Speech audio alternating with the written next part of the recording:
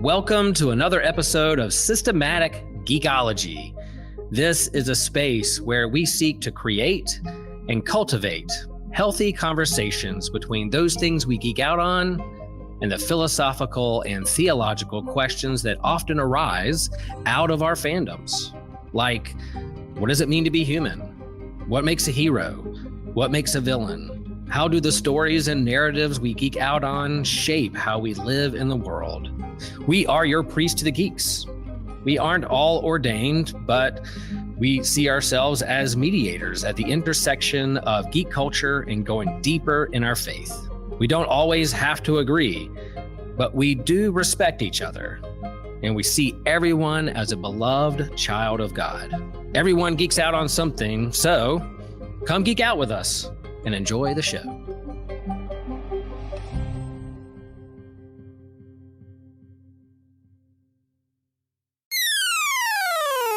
This show is a proud member of the Anazal Podcast Network.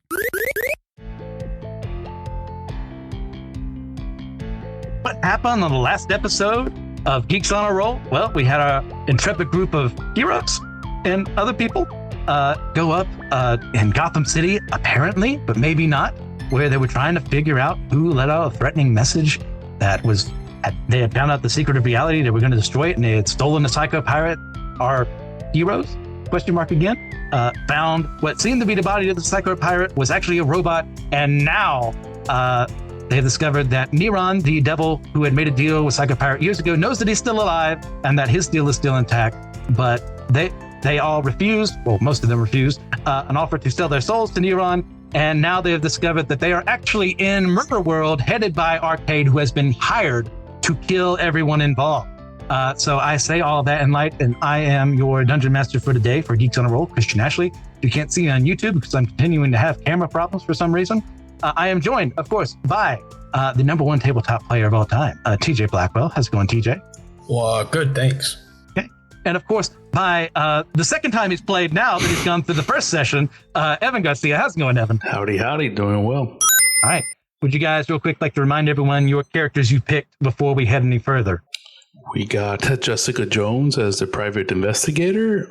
We have Nightcrawler as our mutant. A con man we have in Hondo Onaka, and our priest Friar Tuck from the Disney version, and the magician we have on tap is Alfred Borden from The Prestige, Christian Bale, and the one and only Tinkerbell is our magical girl. Right. So the team has now been confronted by Arcade. They are now in Murder World in front of you. As you know, Arcade is still on the screen in front of you. You see more panels opening up underground, and a group of human-sized sentinels appear. They are in the form of a different people familiar to our group. One of them is the Purple Man. Oh. The other is Azazel, Nightcrawler's father, but it isn't just Azazel. It's actually split in three ways. A third of it is Azazel, a third of it is Mystique, and a third of it is Destiny. Hondo sees a Sentinel of Savage Opress. Friar Tuck sees the Sheriff of Nottingham, not dressed as himself, but dressed up as Martin Luther. Alfred sees... with a hammer. See, and the 95 Theses ready to go. Robert Andra, how the heck you say it in the film. And last but not least, Tinkerbell sees not Captain Hook, not Wendy Darling. She sees herself. Pew, pew, pew. They are now all heading your way. Okay. And these, are they just like Sentinel power level? We all lose. We lost. We're dead. If not... Nightcrawler will actually speak up, and he says, Arcade, even he doesn't have the money for all this. He goes cheap on stuff like this. They're just meant to distract us. They're not actually as powerful as we think they are. All right. So Nightcrawler would kick us off, and he's teleporting to meet him. I'm not going to make you roll attack rolls. I want you to describe, how do you fight your worst villains? Or do you have other people attack them? Do you go head on? Who does what? Friar Tuck is going to try and stay back. He doesn't never seen a robot before. Not quite sure what's going on here. Outside, he just saw his first one and it was dead, and now these 6 are trying to kill him. 5, 6, 6. I was right the first time, as usual. So Fartuck is not trying to get too involved. He'll throw a chair out in front of one every now and then, get it to fall. Jessica's ready to fight. It's boxing time for Jessica.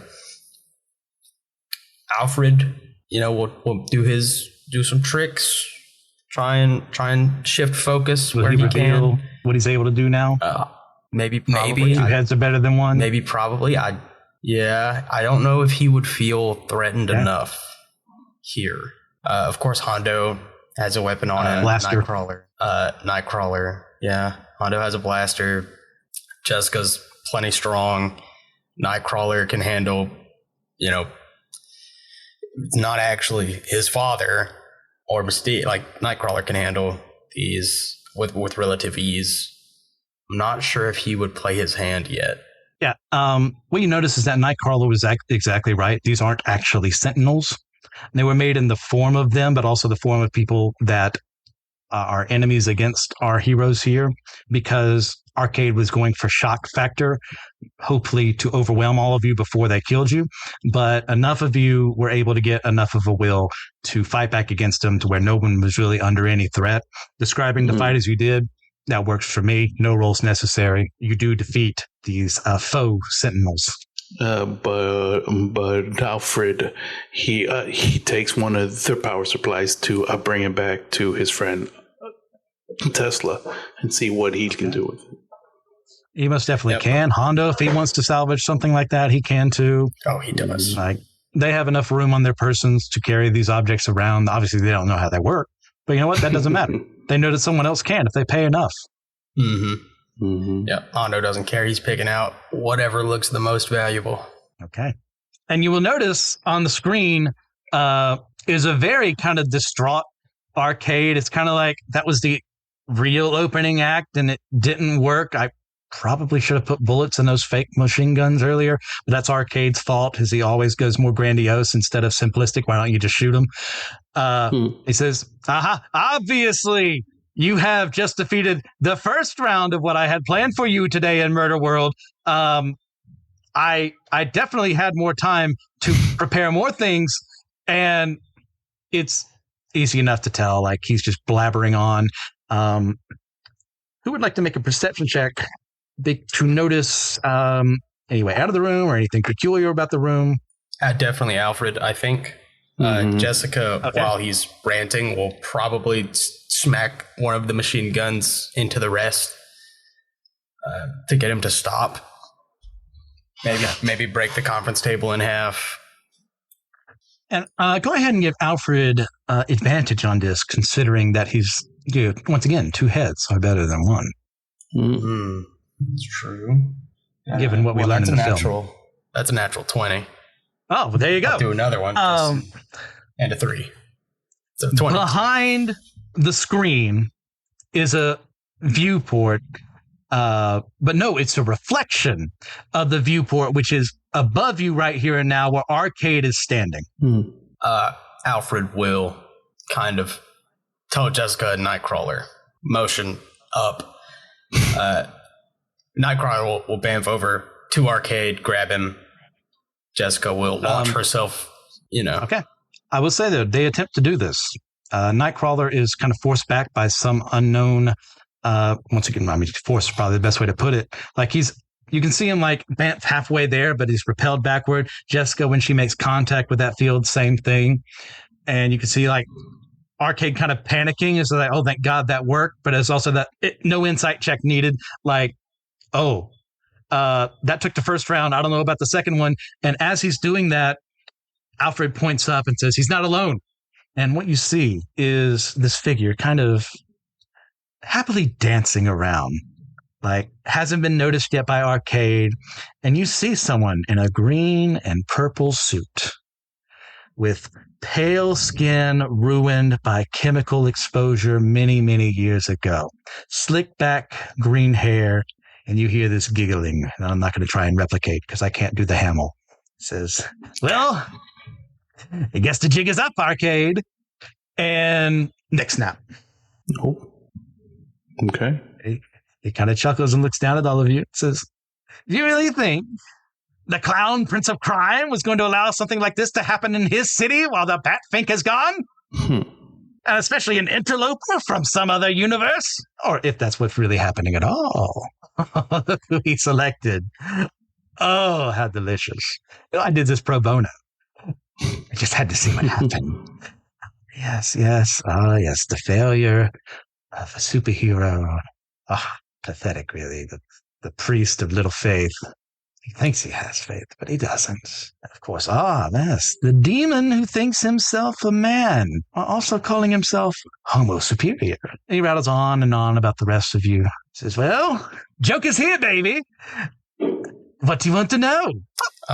Jessica, straight to the point. What's your role? Why are you involved? And what happened to Psycho Pirate? What do you know? And why are you bleeding?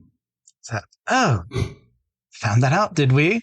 Well. The jig is up on that too, and he points to his side. Psycho Pirate gave a little more than he could. He was very valiant for a villain. And let's just show them the rest, my dear friend. And he kind of grabs a remote control, presses the big red button on it, and you will see Psycho Pirate's body kind of delivered, kind of like Jokum at the beginning of Arkham Asylum style, to you all to view. Mm-hmm.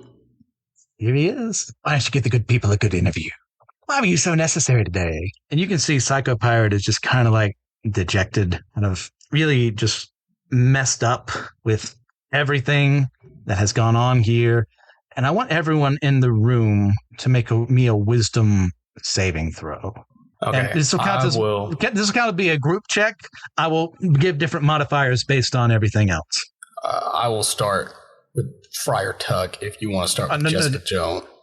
Oh, no, this is a group check. Just one check. Yes. Okay. And I will say that you will be rolling with advantage. You don't know why.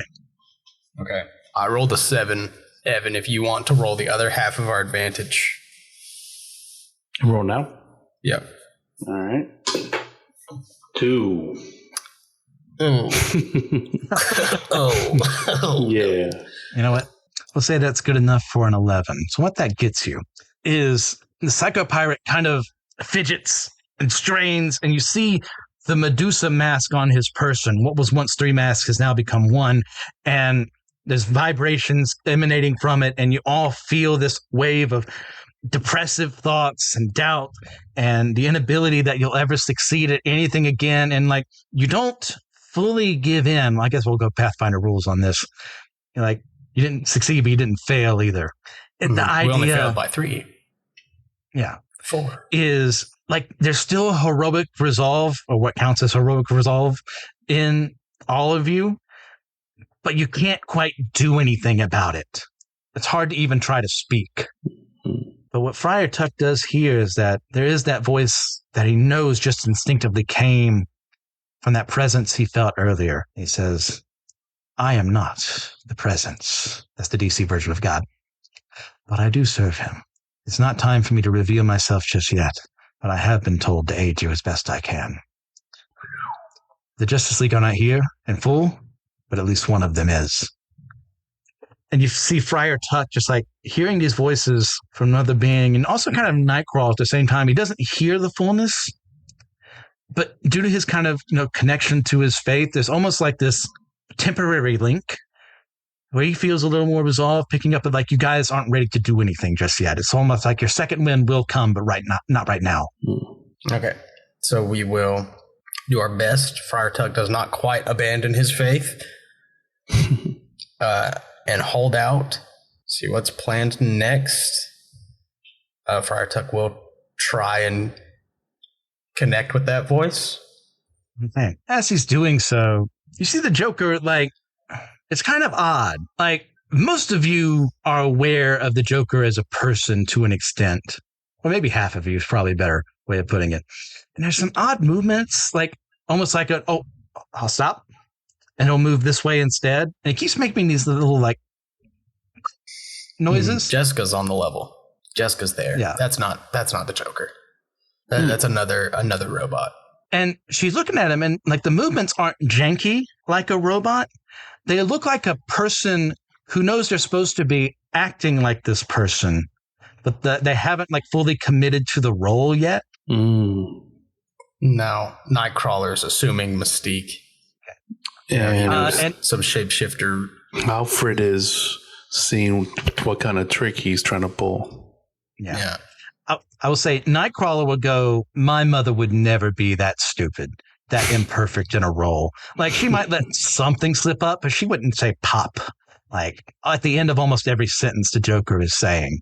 Like she wouldn't be moving that erratically either. It's like she would have studied the role and gotten it down pat. So it's not her. He's trying to think of other shapeshifters that he knows. Reed Richards, if he was able to do this, he would have been better for the role. And obviously he's a hero. Who is this? It's not Mysterio because like he's noticing these things. Mysterio wouldn't let a flaw like that in a system. It's got to be a shapeshifter of some kind, but he's not familiar with them yet. Or maybe he is. Give me a history check. At disadvantage because he's still reeling from everything. Well, I rolled a 2. Evan, do you want to roll the other half of our disadvantage? Could be worse. 8. Not worse than 2, unfortunately, not enough to kind of help you out here. But like once again, like just like earlier with Arcade and the imagery from the carnival stuff, he knew he's experienced someone like this before, or has heard reports of him or something. Like it's really hard to tell, especially as his mind is going like crazy from like the feelings that he's getting transmitted to his head from this psycho pirate. Alfred. Oh gosh. Alfred can't notice enough to call it. Tinkerbell's just kind of in her mood. She doesn't have a bottle to sulk in. A little lamp. Actually, you know what, Tinkerbell, bringing her up is kind of important right here and now. Hondo will call out. Then anything that's going on. I said the Tinkerbell thing made me think for a moment. She doesn't know anything about all the superhero nonsense and the like that's going on here, but she still knows what a happy thought is. She knows that she's got to get back to Peter Pan, complete this mission. Like he's her one and only. So I will say, in addition to Friar Tuck and Nightcrawler, you're at a 50-50 right now. Hondo doesn't want to die. His immense sense of self-preservation, I think, can get him through the funk. He's survived scarier encounters. He can survive this one. Just Fire the thought Truck is helping Jessica Jones out in her panic. Yeah, she's freaking out. Yep, Fire Tuck will try probably to be true to his persona and help calm her down, while Hondo is thinking about how to get back home and get all of this sold, all this scrap he's picking up. So in the midst of all this, now most of your characters know this isn't actually the Joker, but to the rest you might as well be. He's still hopping around saying pop at the end of every sentence, almost every sentence. He's like, you all don't even know what's going on here, do you? All the grand ceremony here, the spineless things watching you. Oh, I want to tell so bad. That's not my role. Oh, you have to cut for commercial anyways. And he pauses. Thank you all so much for your time listening to this episode. If you want to help sponsor our show, but you can't quite do the membership thing, commit to that once a month payment, good news, you can leave a donation on our Fourth Wall website.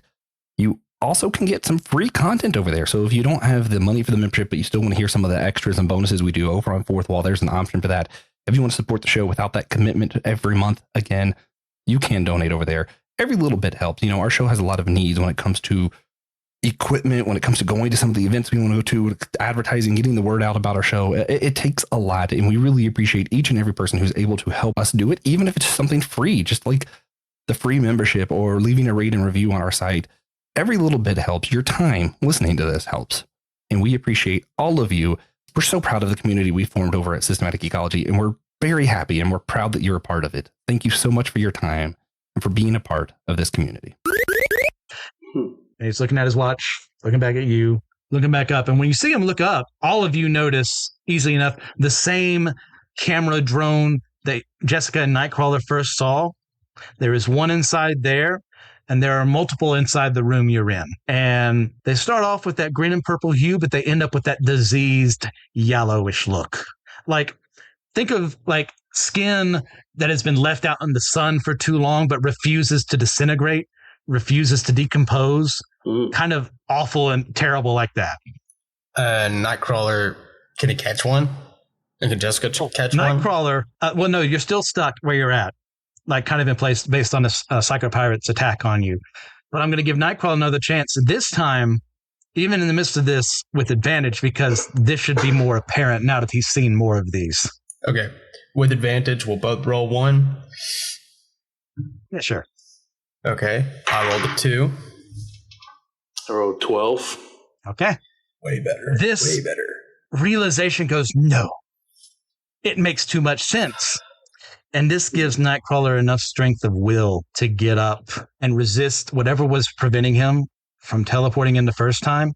Whatever they did the first time weakened it enough. He's gotten inside. He's got all 3 swords around the Joker. He says, Answers. What is he paying you? You see the Joker freak out. And likewise, Psycho Pirate freaks out. Not enough to get rid of his effect on everyone there, but the Joker is like sweating profusely, and there are pink and purple droplets going down his body. And you see that the wound that was earlier red is becoming purple and pink. And that the red earlier, if you had rolled a little higher, you would have noticed it wasn't really human-esque blood. But right now, as you see the Joker kind of shifting back and forth into a shape that is much leaner than the Joker, with a strong, conical, strange head, you see the Impossible Man. Thank God. I thought it was going to be Miss Pitlick. Purple. He says, please don't kill me. He paid me. I was trying to bring my planet pop-up back. Pop. We sacrificed it forever ago to Galactus. My entire race died, and I wanted to get it back, and he was going to give me money to help so I could bring someone to make it a new planet, and we could recreate our species there. Well, Nightcrawler's going to say, free my friends and Psycho Pirate. Please let them go. Psycho Pirates. I can't. He won't let me. The ratings. And Nightcrawler will say, I don't care what Mojo thinks. Let him go. As you see this figure appear on the screen behind you. Well, that cat's out of the bag. But who cares? Ratings are higher than ever, baby. It's time for the Mojoverse to continue our special little journey here as we continue to abuse the time stream of multiple realities.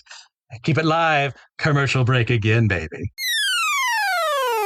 Hey, podcast fam. Want to stay even more connected with the show? We've got you covered. Check us out on Instagram and Blue Sky, where we're posting exclusive content and bonus videos and fun updates that you won't get anywhere else.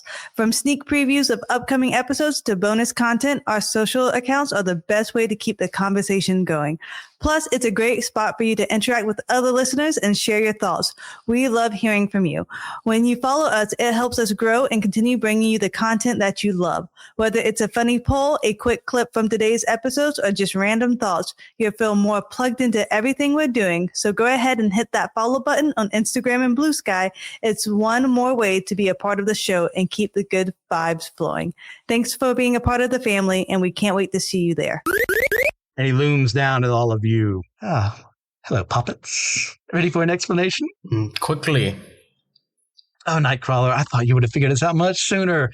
I knew it was a huge risk putting you here.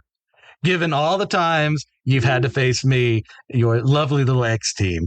But you know what? It just felt right. All these people here, like, they didn't really have a relationship to me, but that's not really the purpose either. Oh, it's all about getting more people watching. And you notice that, like, whatever passes as commercial for the Mojoverse doesn't last that long because this has all been streamed. He's saying, oh, I guess this is time for the villainous monologue. I'm fine. I was going to do this anyway. I prepared. I was just hoping it would take a little longer. We do have sponsors we need to consider. Won't you think of the sponsors? Of course not. Pissant. Okay. Why did I do this? You know me, Kurt? Yes, I know your name. I know all about you. I know about your family, little friends. There are some of my highest rated episodes and seasons ever are showing you, but you just weren't good enough. You kept losing me ratings. You kept losing me sponsors.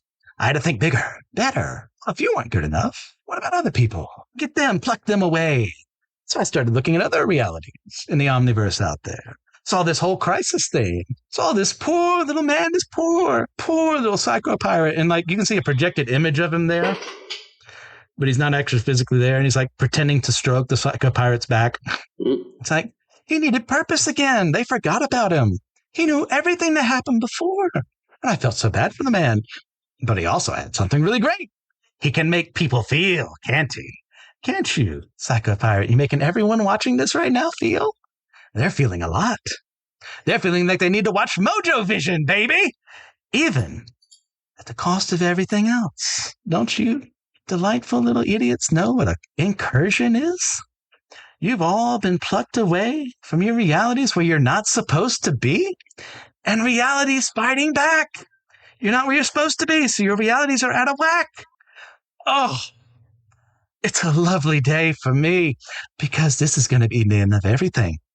And I've got the exclusive rights to stream it all because no one else thought it up. Mojo's a genius. And not a single person watching this right now is going to stop. I'm going to live stream the end of all existence and make a killing off of it, even if it means I have to go with it. But you know what? I don't think I will. I think I'm going to be the god of what comes next. Oh, the ratings are going to be the best they've ever been. And there's nothing you can do to stop me. Can Honda shoot through the viewport? Yeah, you can definitely do that. Hey, like the one that Psycho Pirate's behind. Yes. Can you try and just like hit Psycho Pirate, set it to stun if he has a blaster capable? I don't know if I remember Honda ever stunning somebody. I'm sure he's scrupulous enough that like if he needed to stun someone, he'd have that setting. Roll to hit. I would say this is the disadvantage because he's still been affected. He hasn't had any opportunities like the rest of them to try and resist it better. 6. Okay, 6. 6. Okay. So that is enough to... The initial blast is able to shatter the window because it is a concussive force that this isn't designed to like protect against. But all that does is it gets glass around. Nightcrawler is able to get out of the way. The Impossible Man isn't hurt. But Psycho Pirate should be a little easier to aim at him now. If you tried it again, it wouldn't be at a disadvantage. It'd just be a regular roll. Oh, he's going to try again. Okay. Except for, stun blast isn't meant to be that, it's not that hard. You can hit that. Well, they don't have the technology here to resist blasters. No, they don't. That'll be for 12. Okay. So in so doing, he's able to hit, let's say, 17. Sure. Made up numbers. Beats whatever passes for Psycho Pirate's AC. And he starts like shaking even more and shaking and shaking. You see like the Medusa mask on his face kind of like continuing to swirl and swirl and swirl. So like he is out, but the mask's effects are still around for right now. But he's alive, and there's still a possibility if you know what to do to get rid of this. And I would give everyone else another chance to do a wisdom saving throw, this time with advantage, as that angelic voice appears once more in Friar Tuck's ears and in Nightcrawler's ears and says, "Children of the Most High, resist." All right, Evan, 1 and 1. You roll, I roll. I rolled 7. Another 2. Oh, wait, no, this is 7. I also rolled 7. Okay. So now that there's not an active mind behind it, it's a lot easier to resist, even at the central point of where it's coming from. So like it's not stopped, but given your earlier roll and now this current roll, you feel like it's a lot easier for you to get past the effects. And at that same time, you're able to move around, you're conscious again. The Impossible Man is all like freaking out. You see the very like Tex Avery kind of movements and the like. It's like, it wasn't part of the deal. If you destroy all reality, then I can't remake my world. What? I wasn't even supposed to kill anyone. It was all supposed to, the arcade is a robot. And he goes over to the Psycho Pirate's Medusa mask, and he's like enveloping it with his body to see if that could do something to try and block its effects. It looks like it has something to do, but pop-upian physiology isn't like designed to resist the effects of a Medusa mask. It's like he's trying to make amends, but like it's done something to make it even easier for you to move. Okay, with this, Jessica can move now. Yes. She will pick up one of the pseudo sentinel bodies and try and just kind of put it on top of, get a little cavity, put Psycho Pirate's head inside of it without breaking his neck. Okay. Yeah, easy enough. She knows her own strength. Like, even weak and woozy as she is right now, like, she can punch a hole big enough to, like, taunt him into this. Does so. Like, once again, with the Impossible Man around it, and now this fake faux sentinel around it, like, it's weakening the effects. It's not completely done, because that's not what they're designed to do. But, like, it's having an effect. And it's like, Mojo starts laughing at you all and says, all your efforts are for nothing. It's already started. There's nothing you can do. The real God has spoken. And as you've all managed to get up there, you kind of realize, oh, we can't actually reach him. We don't know where he is. And as that realization hits, you do see another figure there, flashing into existence beside you. The voice Nightcrawler and Friar Tuck heard from earlier has appeared. And Mojo's taken aback, like he doesn't recognize who this is. Who's this C-lister? And this figure in white, angelic wings, robes, looks back over to Mojo and says, a true angel of the presence, Zariel of the Justice League of America. And he points to all of you without grabbing you and teleports you to Mojo's throne room. Whoop. Mojo is accompanied by Spiral and Major Domo, but they weren't prepared for your presence. And now you have an angel who's part of the Justice League at one point in time joining you. Describe how you beat the hell out of Mojo. Well, for Nightcrawler, Tinkerbell will freeze him first with her stuff so everyone can get some good shots on him. Yeah, like as part of the Spineless Ones, Mojo is connected to all this stuff. He is not able to move around on his own. That's why he requires the little crab stuff and connected to the machinery. She rips it off. He's completely and utterly helpless. Like Spiral and Major Domo, they're hired to protect him, but they also know when they've lost. So they're looking towards new management here in the Mojoverse. Yeah. Spiral, Nightcrawler will look at Spiral. Yeah, really? End of the universe. Really? A man of your talents. Paid the most for nothing. Can't spend money in a universe that doesn't exist. If he truly was going to become the god of the next, maybe he would have remembered me. Someone was going to do it at some point in time. Jessica Jones, she doesn't care how many arms Spiral has. Plucking them.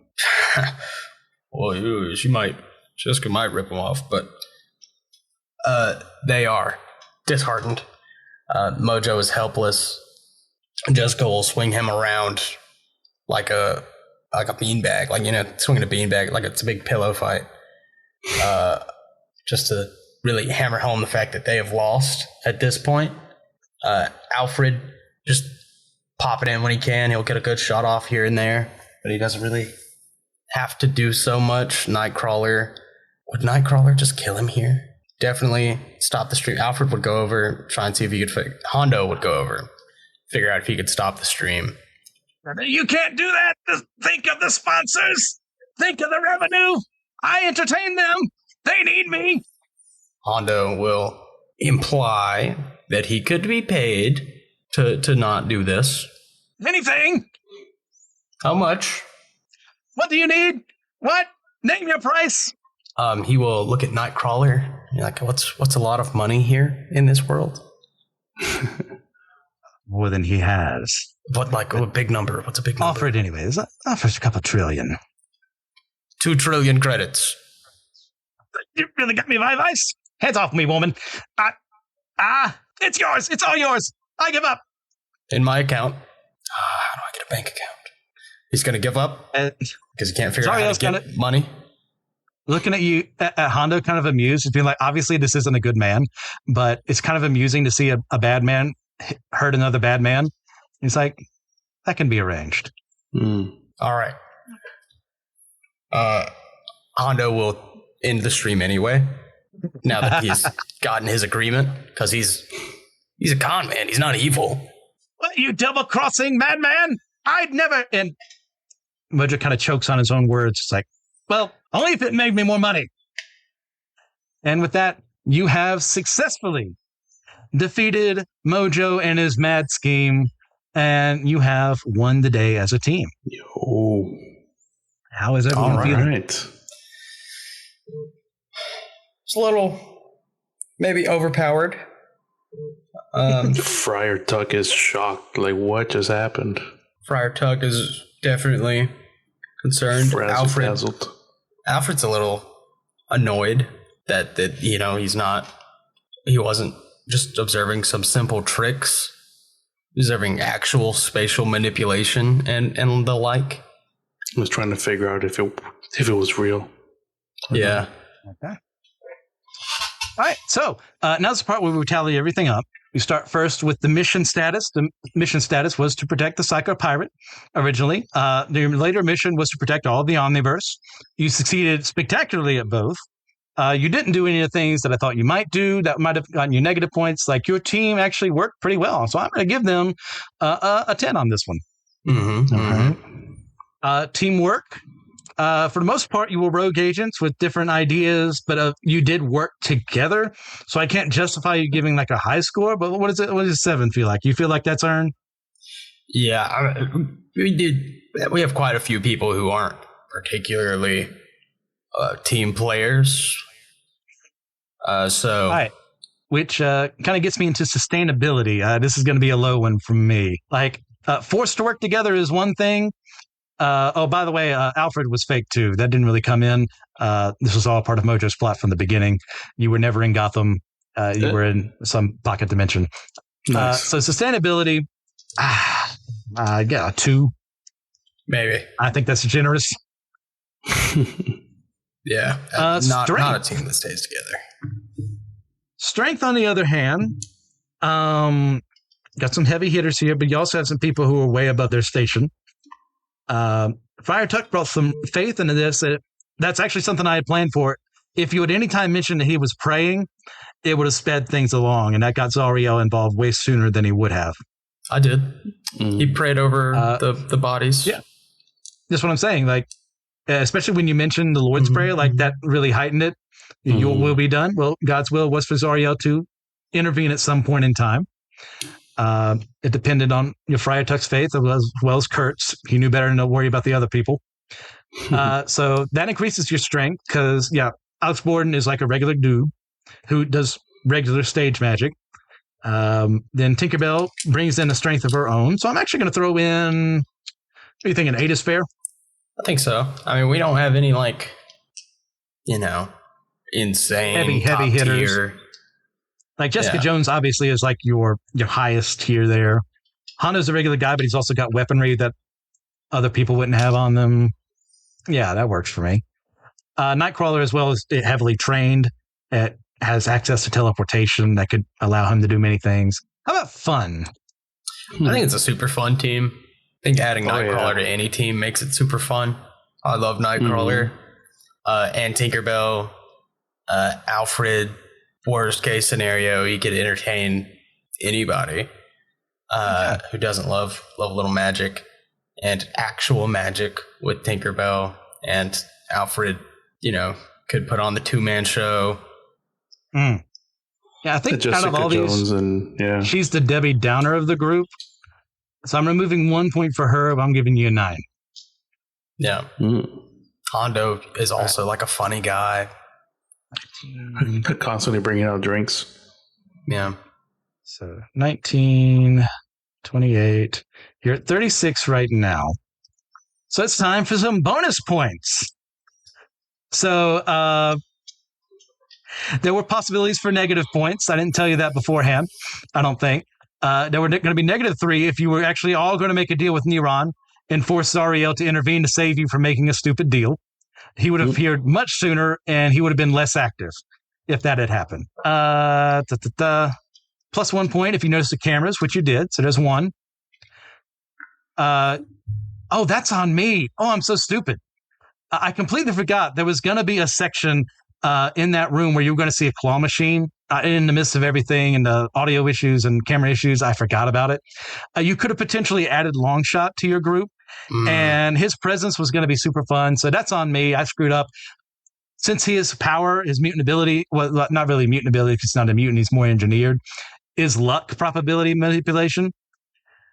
A lot of your rolls would have been affected by that. So, yeah, I apologize. I completely forgot about that in the midst of everything. Okay. We'll take the points in reconciliation. You know what? I think that's fair. Phew. Plus 3 points. This only would have happened if you had attempted to make the deal with Neron, and then you were able to convince Zariel to actually join your cause instead of leaving you behind after he had saved you from making a stupid deal. So that doesn't matter. You didn't really convince the Impossible Man to join you. He kind of did that of his own accord. So I'm not going to put that one on there. Plus 4 points because you didn't kill the Joker. I imagine if someone, that was a possibility, it's like, obviously it would have been the Impossible Man. That would have led to him not joining you or helping at all.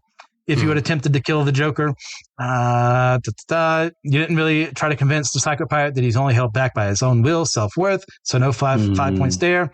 And you didn't figure out the identity of the true mastermind before the reveal yourselves. Like the roles just weren't there. Did. Yeah. But like you yourselves didn't figure it out. So let's see. That's too meta. 1, 3, 4. So that's 7 extra points. And that will bring your total to 43, which is 5 beneath the top score, but still a really great one. What do you think? Okay. How do you guys feel about your team right now? Hey, that's not bad. Right. It's not bad at all. That's a Hall of Fame to me. I think you guys worked with a lot.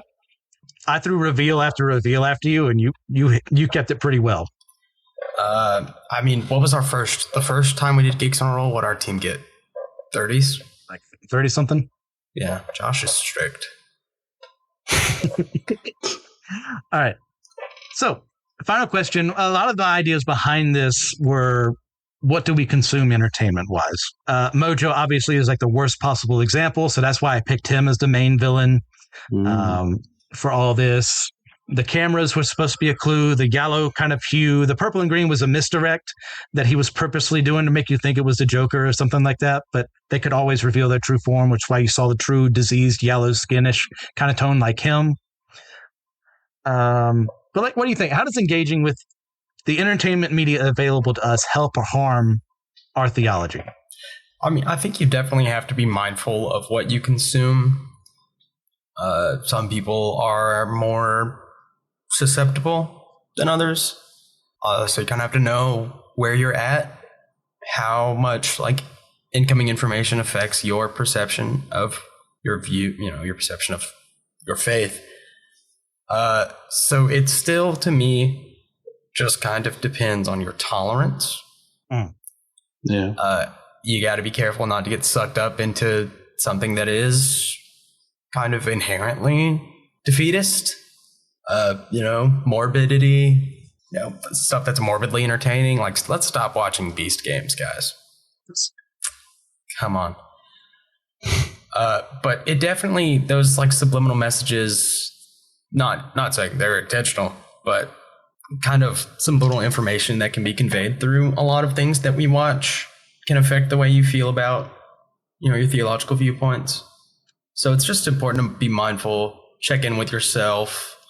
That was going to say, check your checkpoints, check your different, your perspective on things and see if you still feel the same way about them and stuff. And like he said, like everyone has different tolerances, but you just have to be aware of your thresholds.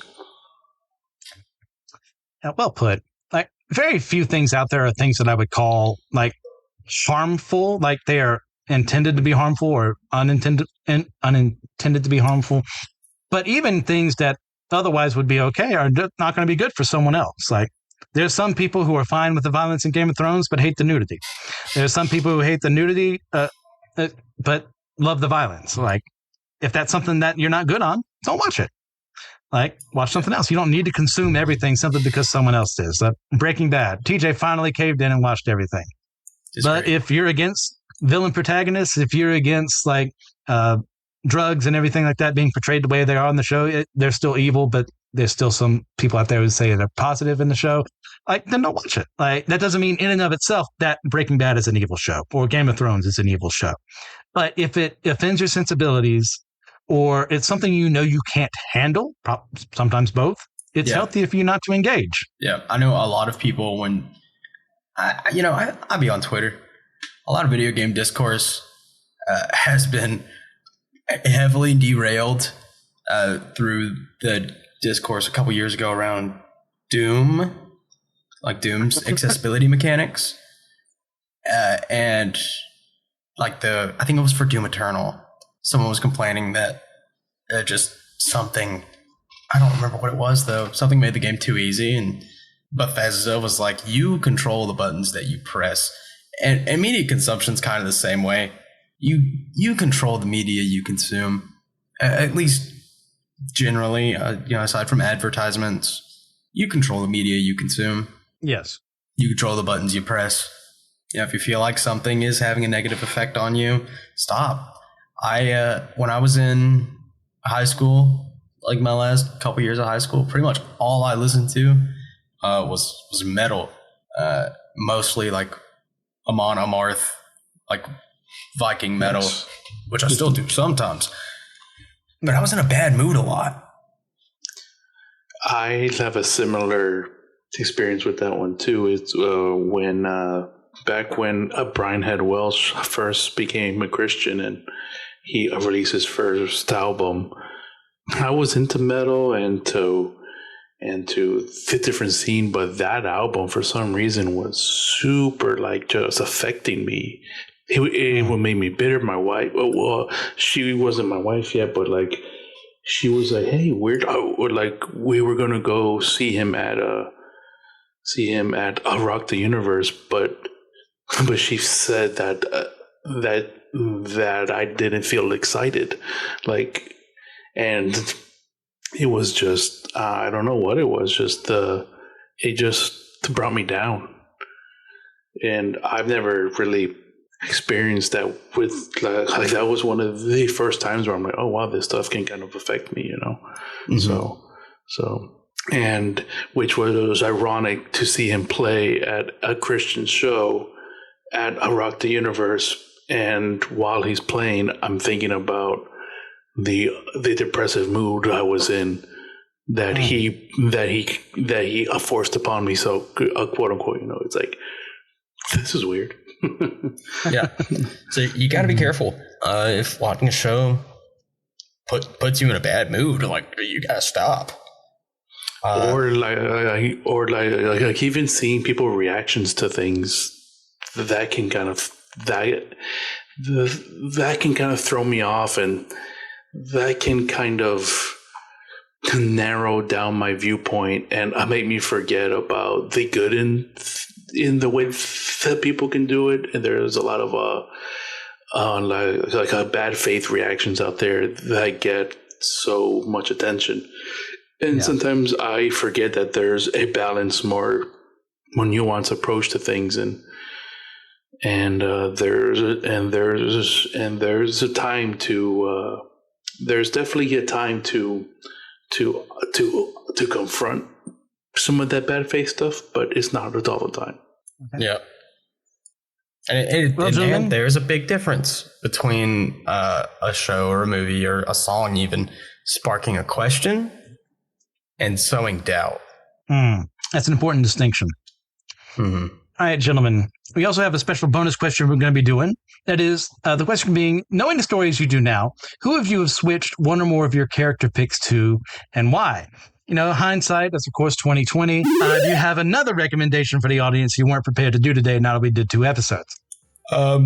Actually, no. Yes, I do. Speed Racer. Speed Racer. I know it just did its theatrical release, so like this is going up too late to warn everybody to go see it in theaters.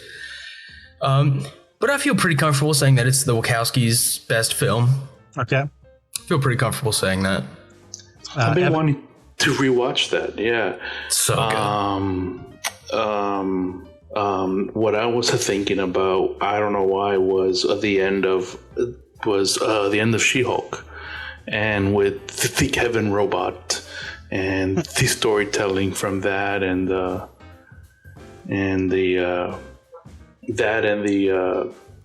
mind is going to the most Superman movie where Lex has all the monkeys on the computers affecting things and affecting the ratings online and stuff like that. I think that's something that a Mojo would do. Perfectly in character. I'm going to kick myself again because my recommendation for this was also going to be the Long Shot miniseries from the 80s. Where that Mojo showed up in for the first time? Yes, where we learn about him and all that mess. He fights with She-Hulk and Spider-Man. I'm kicking myself so much over that. It would have been so much cooler if he was there. And the episode also would have been about longer. And even when we split them up into 2, we're almost at another hour here. So I wanted to shout out some supporters real quick. Thank you guys for all you do. Russell Gentry, Justin Vaughn, Annette Knoll, Jeannie Mattingly, you guys are the best. But remember, we're only chosen people. A geekdom of priests.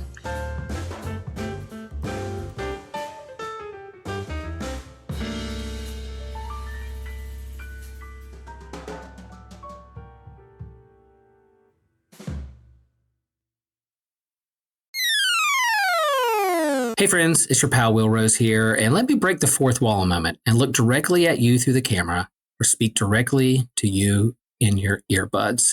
Yep, I'm talking to you, Susie. You too, Chad. You can now support Systematic Geekology on Fourth Wall. That's a website. You'll find all of our episodes, incredible merch like shirts and hoodies and mugs. Chad, I would love to see you in one of those shirts out in the wild. You get bonus episodes. We answer bonus questions. We have special shout outs. We have certain episodes that you pick. So you help us create and curate the content that we put out for the world to hear. You even get free merch. And you can support the show at different levels. You could join at the free level. Yep, we love free members, free support. Join it. Or you could become a sidekick for as little as $5 a month. You could join the elves and dwarves for $10 a month. You could become a wizard for $15 a month, or you could go to divinity school and become a cleric for $20 a month. And that's way cheaper than going to seminary, believe me. Or at $25 a month, you could become a superhero. And let me just say, we love all of our listeners, whether you support us at the free level or the superhero level. We love you. We love geeking out with you. Like, support, share the show. Love you. This show is a proud member of the Anazal Podcast Network. Other shows on the network include Be Living Water, where Joshua Knoll discusses various topics from a Taoist Christian perspective, inviting listeners to imitate Christ and be water, beneficial to all and in conflict with none. Friday Night Frights, Day and Christian Ashley discuss all things frightful, from UFOs to the paranormal to serial killers and more. Kung Fu Pizza Party, where Brandon discusses all things martial arts media, delivering high-flying action and wisdom, one slice at a time, all in under 30 minutes. And my other show with Christy Whaley, Theology on the Rocks, where 2 theology PhDs talk about our lives, the world, and theology, all over drinks, clearly. Come on over each week to hear 2 besties discuss academic nerd stuff while also banter endlessly, especially if wine is involved.